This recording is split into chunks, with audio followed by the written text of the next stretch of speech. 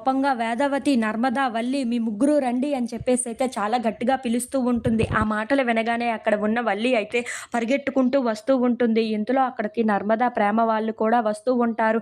అది చూడగానే అక్కడ ఉన్న నర్మదా మాత్రం ఏంటి అత్తయ్య ఇలా పిలిపించారు అని చెప్పేసైతే ప్రేమ వైపు సైగ చేసి అడుగుతూ ఉంటుంది. ఆ మాటలు వినగానే అక్కడ ఉన్న ప్రేమ నాకు కూడా తెలియదు. అదేంటో చూడాలి అని చెప్పేసైతే అంటూ ఉంటుంది. ఇంతలో అక్కడ ఉన్న వేదవతి మాత్రం మీ ముగ్గురు లైన్‌గా నించోండి అని చెప్పేసైతే చాలా కోపంగా అంటూ ఉంటుంది. ఆ మాటలు వినగానే అక్కడ ఉన్న నర్మదా మాత్రం అదేంటి లైన్‌గా నించోకపోతే చెప్పరా ఏంటా అని చెప్పేసైతే అడుగుతూ ఉంటుంది.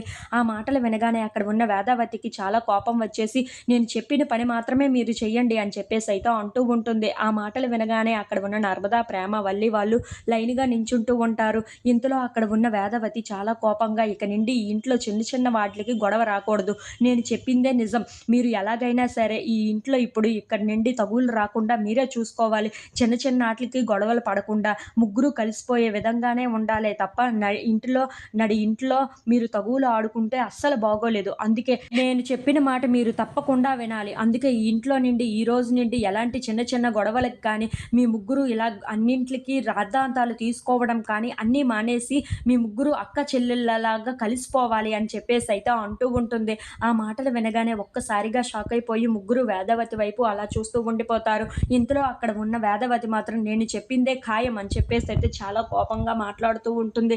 అది చూడగానే అక్కడ ఉన్న వల్లి అయితే చాలా సంతోషించి రండి అందరం కలిసిపోదాం అని చెప్పేసైతే తన చేతుల్ని చాపుతూ ఉంటుంది. అది చూడగానే అక్కడ ఉన్న నర్మద, ప్రేమ వాళ్ళు మాత్రం పక్కకు బుర్ర తిప్పేసుకుంటూ ఉంటారు. అది చూడగానే అక్కడ ఉన్న వల్లి అయితే ఒక్కసారిగా వాళ్ళిద్దరిని చూసి కోపగించుకుంటూ ఉంటుంది. ఇంతలో అక్కడ ఉన్న ప్రేమ, నర్మద వాళ్ళు మాత్రం వాళ్ళిద్దరూ కౌగిలించుకుంటూ ఉంటారు. అది చూసి అక్కడ ఉన్న వల్లి అయితే చాలా కోపంగా వాళ్ళిద్దరిని చూస్తూ ఏంటత్తయ్య చూడండి వీళ్ళిద్దరూ ఏం చేస్తున్నారు అని చెప్పేసైతే వాళ్ళిద్దరిని చూపిస్తూ ఉంటుంది. అది చూడగానే అక్కడ ఉన్న వేదవతి అయితే చాలా కోపంగా వాళ్ళిద్దరిని తిడుతూ ఉంటుంది.